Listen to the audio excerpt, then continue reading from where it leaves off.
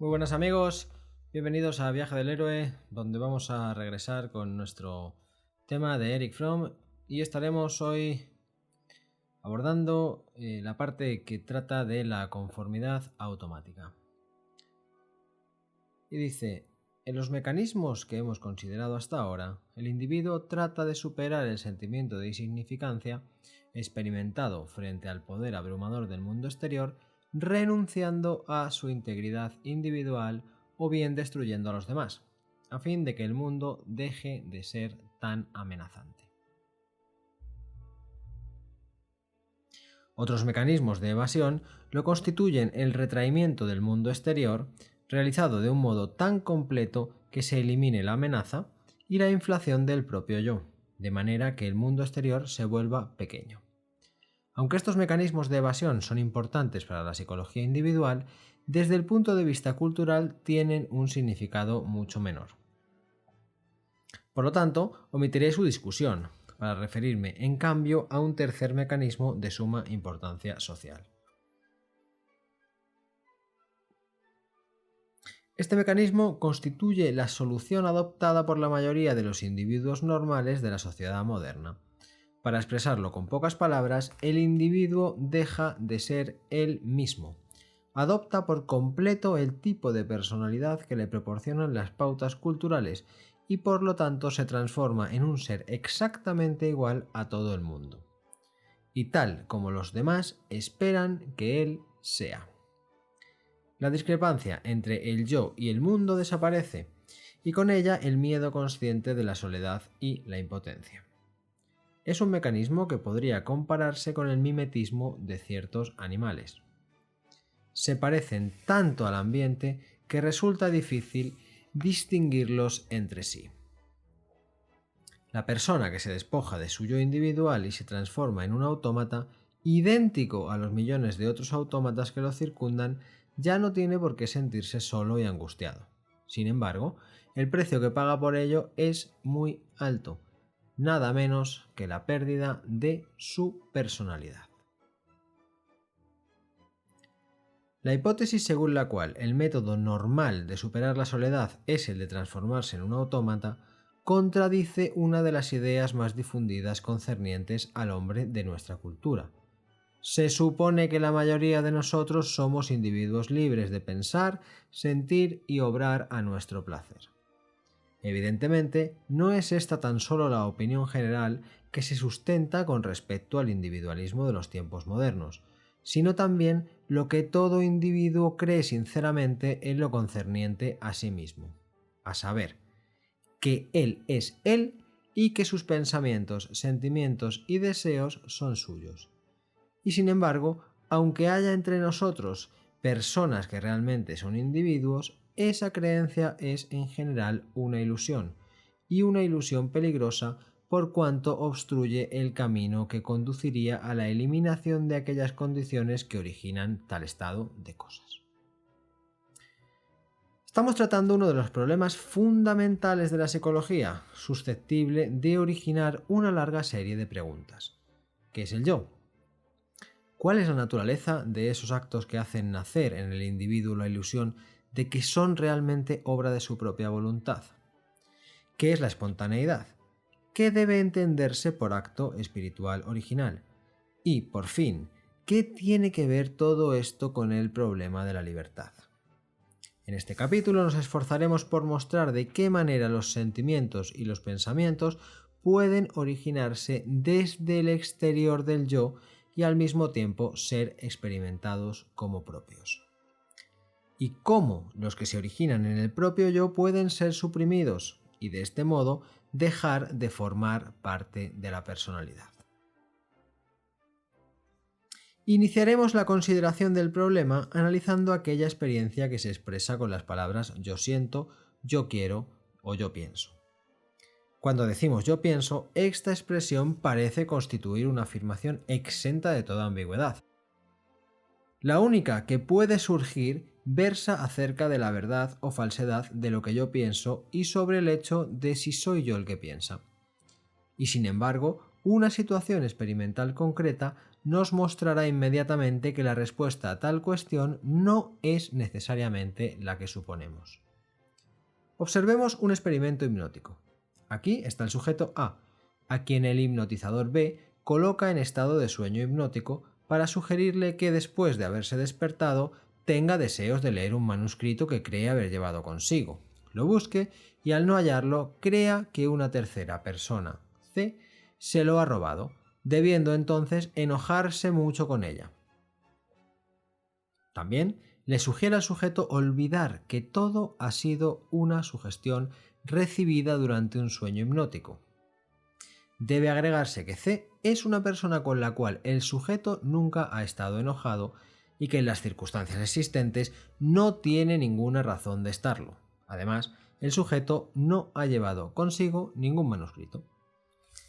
¿Qué ocurre? A se despierta y luego de haber conversado un poco dice: a propósito, esto me hace acordar de algo que he escrito en mi trabajo, se lo voy a leer. Mira alrededor de sí, no lo encuentra y entonces se dirige a C, insinuando que es él quien puede haberlo tomado. Se excita cada vez más cuando C rechaza enérgicamente semejante insinuación y por fin llega a estallar en manifiesta ira, acusando directamente a C de haber robado el manuscrito. Aún más, hace notar la existencia de motivos que explicarían la actitud de C. Habría oído decir por otras personas que C lo necesitaba urgentemente, que tuvo una buena oportunidad de conseguirlo y otras razones por el estilo. Le oímos así no solamente acusar a C, sino también construir numerosas racionalizaciones, destinadas a hacer aparecer como plausible su acusación. Supóngase ahora que en este momento entra en la habitación otra persona. Esta no tendría ninguna duda de que A dice lo que piensa y siente. El único interrogante para esta persona versaría acerca de la realidad de la acusación, a saber si el contenido de los pensamientos de A se halla o no conforme con los hechos objetivos. Nosotros, sin embargo, que hemos asistido al desarrollo del procedimiento desde el principio, no nos preocupamos por saber si la acusación es verdadera. Sabemos que no es este el problema, puesto que estamos seguros de que los pensamientos y los sentimientos de A no son suyos, sino que representan elementos ajenos que le han sido inculcados por otra persona. La conclusión a la que llega el último, que ha entrado en la habitación, podría ser la siguiente. Aquí está A, que indica claramente cuáles son sus pensamientos. Él es el único que puede conocer con mayor certeza lo que piensa, y no existe prueba mejor que la de su declaración acerca de sus pensamientos. También están las otras personas, según las cuales aquellos le han sido sugeridos y constituyen elementos extraños aportados desde afuera. Con toda justicia, yo no puedo decidir quién tiene razón, cualquiera de ellos puede equivocarse. Quizá, puesto que hay 2 contra 1, existe una mayor probabilidad de que sea verdad lo que afirma la mayoría. Sin embargo, nosotros que hemos presenciado todo el experimento, no tendríamos ninguna duda ni la tendría la persona recién llegada si observara otro experimento similar. Vería entonces que esta clase de experiencias puede repetirse innumerables veces, con distintas personas y diferentes contenidos. El hipnotizador puede sugerir que una patata cruda sea una deliciosa piña y el sujeto comerá aquella con todo el gusto asociado con el sabor de la piña. O que el sujeto ya no puede ver nada y éste se volverá ciego, o que piense que el mundo es plano y no redondo y el sujeto sostendrá con mucho vigor que realmente el mundo es plano. ¿Qué es lo que prueba el experimento hipnótico y en especial el poshipnótico? Prueba que podemos tener pensamientos, sentimientos, deseos y hasta sensaciones que, si bien los experimentamos subjetivamente como nuestros, han sido impuestos desde afuera. No son fundamentalmente extraños y no corresponden a lo que en verdad pensamos, deseamos o sentimos.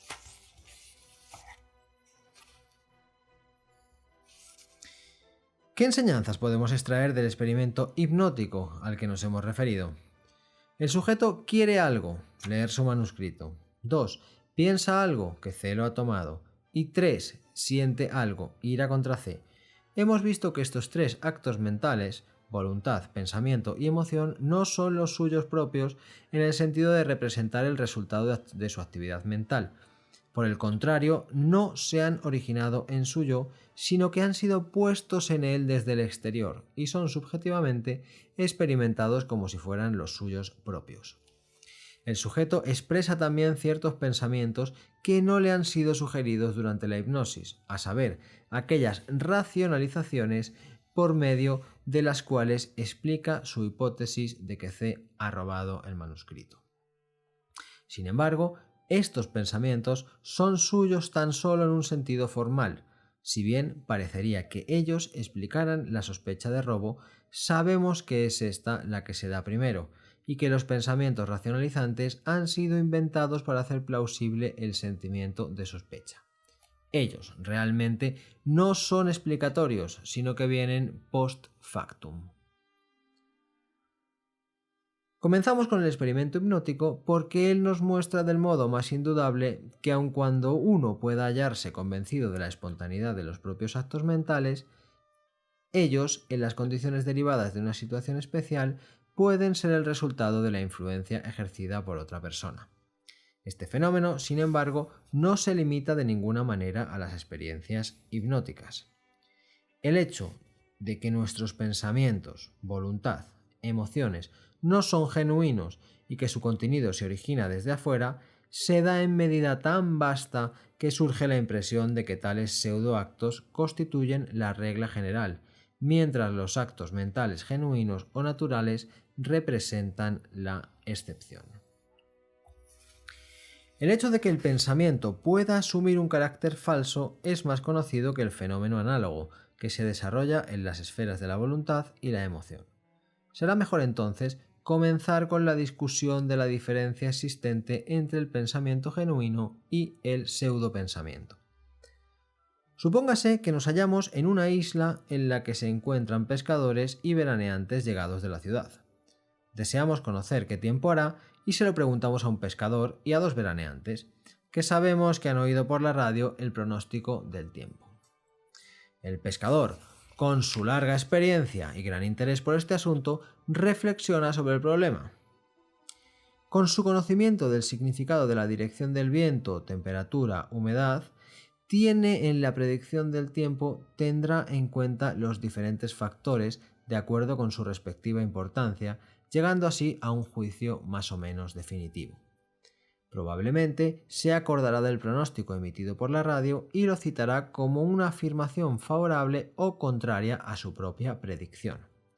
En este último caso, nuestro pescador podrá poner cuidado especial al valorar las razones en que se apoya su opinión, pero, y esto es lo esencial, se trata siempre de su opinión, o sea, del resultado de su pensamiento. El primero de los veraneantes es un hombre que al ser interrogado acerca del tiempo sabe que no entiende mucho de este asunto, ni se siente obligado a poseer tal conocimiento. Simplemente se limita a replicar: no puedo juzgar. Todo lo que sé es que el pronóstico radiofónico es este. El otro veraneante, en cambio, es de un tipo distinto. Cree saber mucho acerca del tiempo, aun cuando en realidad sepa muy poco.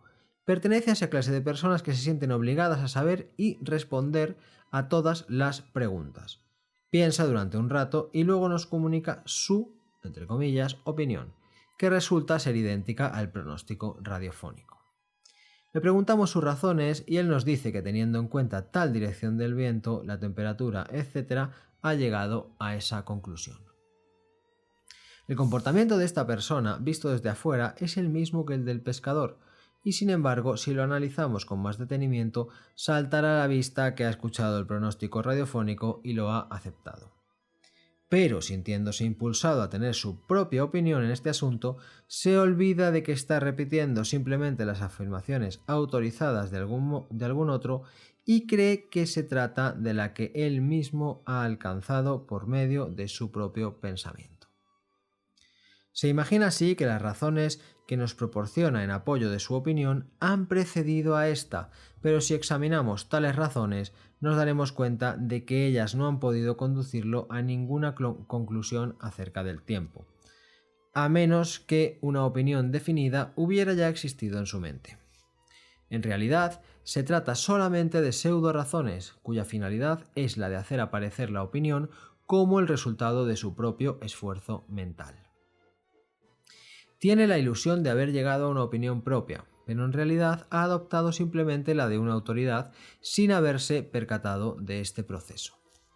Muy bien podría darse el caso de que sea él quien tenga razón y no el pescador, pero mientras la opinión correcta no es suya, la del pescador, aun cuando se hubiera equivocado, no dejaría de ser su propia opinión. Este mismo fenómeno puede observarse al estudiar las opiniones de la gente acerca de ciertos temas, por ejemplo, la política. Preguntamos a cualquier lector de periódico lo que piensa acerca de algún problema público y nos dará como su opinión una relación más o menos exacta de lo que ha leído. Y sin embargo, y esto es lo esencial, está convencido de que cuando dice es el resultado de su propio pensamiento.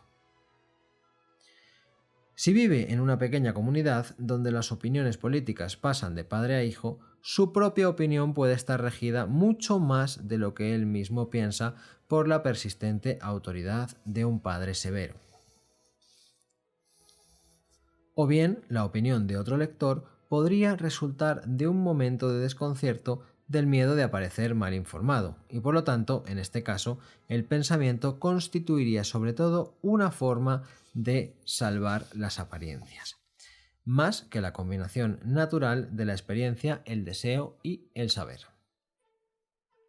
Lo mismo ocurre con los juicios estéticos. El individuo común que concurre a un museo y mira el cuadro de un pintor famoso, digamos como por ejemplo Rembrandt, lo juzga una obra de arte bella y majestuosa. Si analizamos su juicio, hallaremos que esta persona no ha experimentado ninguna reacción íntima frente al cuadro, sino que piensa que es bello porque tal es el juicio que de ella se espera. El mismo fenómeno se evidencia en el caso de juicios sobre música y también con respecto al acto mismo de la percepción. Muchos individuos, al contemplar algún paisaje famoso, en realidad ven pinturas o fotografías que tantas veces han tenido ocasión de admirar, por ejemplo, en una tarjeta postal, y mientras creen ver el paisaje, lo que tienen frente a sus ojos son esas imágenes reproducidas. O bien, al tener experiencia de un accidente que ocurre en su presencia, ven u oyen la situación en los términos que tendría la crónica periodística, que anticipan. En realidad, para muchas personas, sus experiencias, espectáculo artístico, reunión política, etc., se vuelven reales tan solo después de haber leído la correspondiente noticia en el diario. La supresión del pensamiento crítico generalmente empieza temprano. Una chica de 5 años, por ejemplo, puede advertir la falta de sinceridad de su madre, ya sea por la sutil observación de que mientras ésta habla continuamente de amor y amistad, de hecho se muestra fría y egoísta, o bien de una manera más superficial al descubrir que su madre mantiene una relación amorosa con otro hombre al tiempo que exalta su propio nivel moral. La niña siente la discrepancia, su sentido de la justicia y la verdad sufre un rudo contraste y sin embargo, como depende de la madre, quien no le permitiría ninguna especie de crítica, y por otra parte no puede, por ejemplo, confiar en su padre, que es débil, la niña se ve obligada a reprimir su capacidad crítica. Muy pronto ya no se dará cuenta de la insinceridad de la madre o de su infidelidad. Perderá su capacidad de pensamiento crítico, puesto que se trata de algo aparentemente inútil y peligroso. Por otra parte, la niña experimenta el efecto de la pauta cultural que le dicta la creencia de que el matrimonio de los padres es feliz y que su madre es una mujer sincera y decente, y en virtud de ello la hija se hallará dispuesta a aceptar esta idea como si fuera propia. En todos los ejemplos anteriores, el problema que se plantea es el de saber si el pensamiento es el resultado de la actividad del propio yo, y no si su contenido es correcto. Como se ha indicado en el caso del pescador, sus pensamientos bien pueden ser erróneos y en cambio corresponder a la verdad los del hombre que se limita a repetir lo que le ha sido sugerido. Además, el pseudo pensamiento puede ser también perfectamente lógico y racional. Su pseudo carácter no tiene que manifestarse necesariamente en la presencia de elementos ilógicos.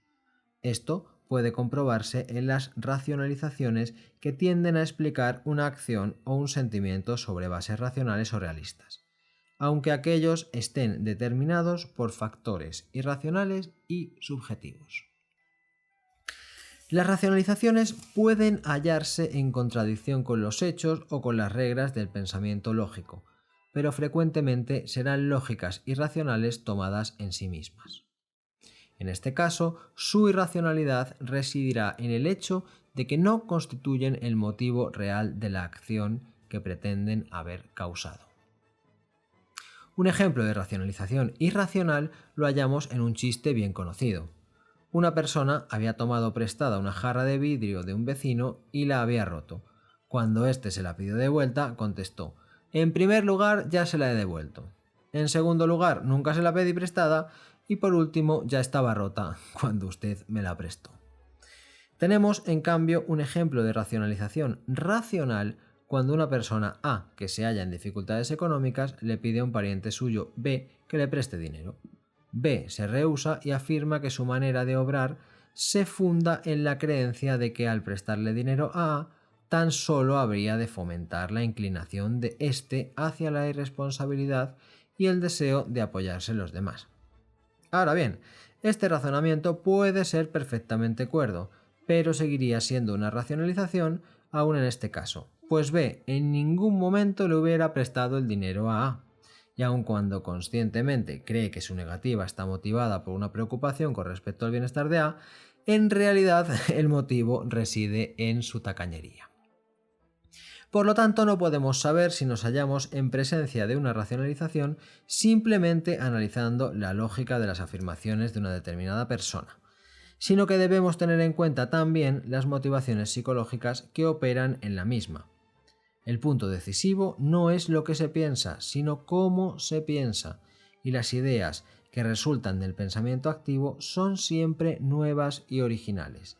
Ellas no lo son necesariamente en el sentido de no haber sido pensadas por nadie hasta ese momento, sino en tanto la persona que las piensa ha empleado el pensamiento como un instrumento para descubrir algo nuevo en el mundo circundante o en su fuero interno.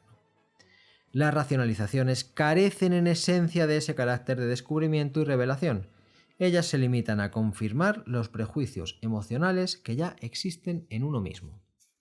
La racionalización no representa un instrumento para penetrar en la realidad, sino que constituye un intento post factum destinado a armonizar los propios deseos con la realidad exterior. Con el sentimiento ocurre lo mismo. Debe distinguirse entre lo genuino que se origina en nosotros mismos y el pseudo sentimiento, que en realidad no es nuestro, a pesar de que lo creemos tal. Elijamos un ejemplo extraído de la vida cotidiana y que representa típicamente cuál es el carácter de nuestros sentimientos en el contacto con los demás. Observemos a un hombre que asiste a una fiesta. Está alegre, se ríe, conversa amigablemente y parece contento y feliz. Al saludar, sonríe amistosamente a tiempo que dice haberse divertido muchísimo. La puerta se cierra detrás de él y ha llegado el momento de observarlo con suma atención. En su rostro se advierte un cambio repentino. La sonrisa ha desaparecido. Por supuesto, esto debió preverse, puesto que ahora está solo y no tiene nada ni hay nadie que pueda evocar la sonrisa. Pero el cambio a que me refiero representa algo más que la simple desaparición de la sonrisa. En su cara aparece una expresión de profunda tristeza, casi de desesperación. Esto, probablemente, tan solo durante unos segundos. Luego su rostro asume la expresión habitual, como la de una máscara. El hombre sube a su coche, piensa en la velada que acaba de dejar, se pregunta si ha hecho o no buena impresión y se contesta que sí. ¿Pero estuvo él alegre y feliz durante la fiesta? ¿Y la fugaz expresión de tristeza y desesperación que apareció en su rostro? ¿Fue tan solo una reacción momentánea sin significado? Sería casi imposible contestar a estas preguntas sin conocer algo más acerca de este hombre. Hay un incidente, sin embargo, que puede darnos un indicio para la comprensión del significado de su alegría. Esa misma noche sueña que ha vuelto a las armas y que se halla en la guerra. Ha recibido la orden de alcanzar el cuartel general enemigo cruzando las líneas del frente. Viste un uniforme de oficial parecido al alemán y de improviso se encuentra en medio de un grupo de oficiales alemanes. Se sorprende de encontrar tan confortable el cuartel general enemigo y de ver que todos se le muestran amistosos, pero a la vez se siente invadido por el creciente terror de ser descubierto como espía.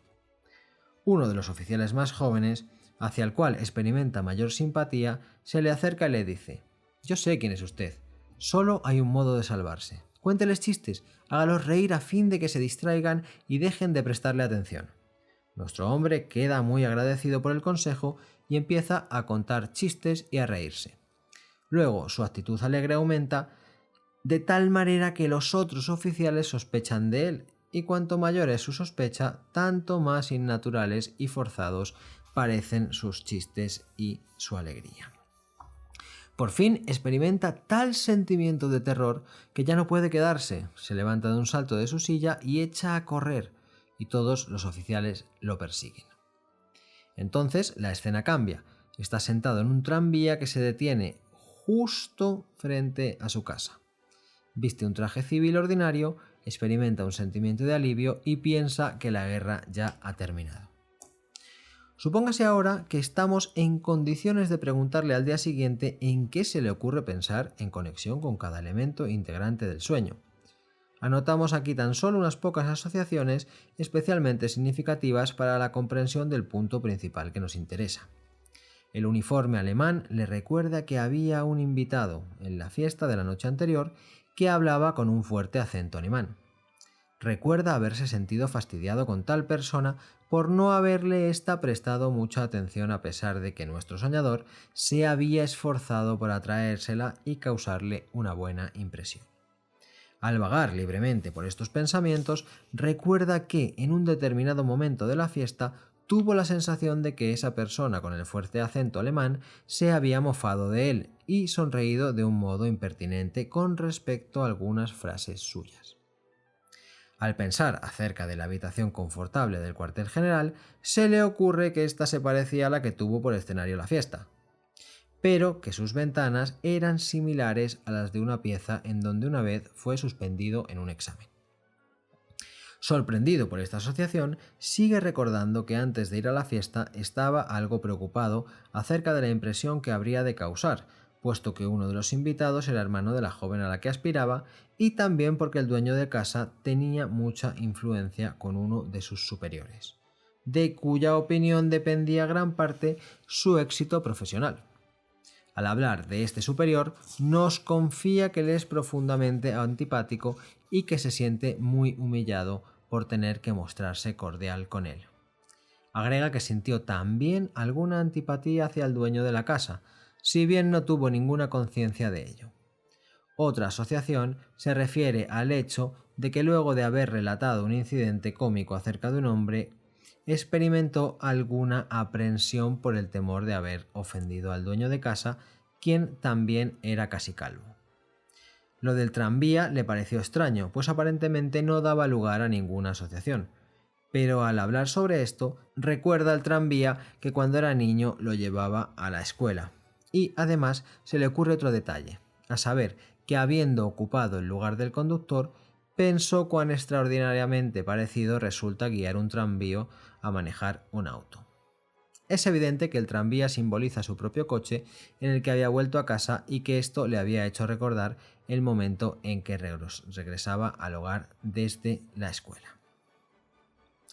Todo el que esté acostumbrado a entender el significado de los sueños ya habrá captado con toda claridad el sentido del que hemos relatado y de las asociaciones que lo acompañan, aun cuando se haya mencionado tan solo una parte de ellas y nada sepa acerca de la estructura de la personalidad y de la situación pasada y presente de nuestro hombre.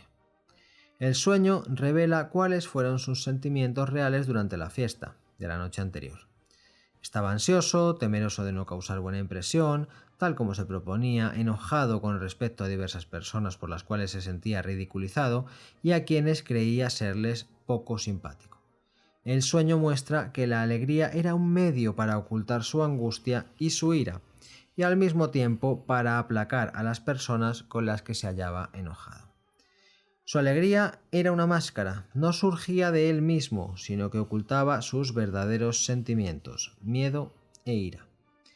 Todo esto contribuía también a hacer insegura su posición toda, de manera que se sentía como un espía en campo enemigo, en peligro de ser descubierto en cualquier momento. Ahora se halla la confirmación y también la explicación de la momentánea expresión de tristeza y desesperación que pudimos observar en su rostro en el momento de abandonar la fiesta. En ese instante, su cara expresó lo que él realmente sentía, aunque se trataba de algo de lo cual él no se daba cuenta en absoluto. En el sueño, este sentimiento se halla descrito de manera dramática y a la vez explícita, si bien no se refiere abiertamente a las personas que eran objeto de tales sentimientos. El hombre de que hablamos no era neurótico, tampoco se hallaba bajo el hechizo hipnótico. Se trataba de un individuo más bien normal, poseído por la misma angustia y necesidad de aprobación que es habitual en el hombre moderno. No se daba cuenta del hecho de que su alegría no era realmente suya, dado que acostumbrado como estaba a sentir lo que todo el mundo debe sentir en una situación, él, que se diera cuenta de algo extraño, hubiese constituido la excepción más bien que la regla. Lo que es cierto para el pensamiento y la emoción vale también para la voluntad. La mayoría de la gente está convencida de que mientras no se le obligue a algo mediante la fuerza externa, sus decisiones le pertenecen y que si quiere algo, realmente es ella quien lo quiere. Pero se trata tan solo de una de las grandes ilusiones que tenemos acerca de nosotros. Gran número de nuestras decisiones no son realmente nuestras, sino que nos han sido sugeridas desde afuera. Hemos logrado persuadirnos a nosotros mismos de que ellas son obra nuestra, mientras que en realidad nos hemos limitado a ajustarnos a la expectativa de los demás. Impulsados por el miedo al aislamiento y por amenazas aún más directas en contra de nuestra vida, libertad y conveniencia. Bueno, vamos a ir dejando por aquí la lectura de este interesante epígrafe. Podemos rescatar alguna reflexión al respecto y podemos abordar el pensamiento de Fromm desde lo que hemos leído. Será en el próximo episodio donde terminaremos de leer el episodio y introduciremos algún comentario acerca del mismo. Pero como idea general podemos ver que lo que sentimos, lo que pensamos y lo que hacemos o lo que queremos hacer está claramente influido. Por lo tanto, tenemos que estar atentos de nuestras influencias, tenemos que ser conscientes de las mismas y además tenemos que pensar en el papel que tienen nuestras famosas redes sociales en el día a día. Sin más, que tengáis muy buena semana y nos vemos en la próxima.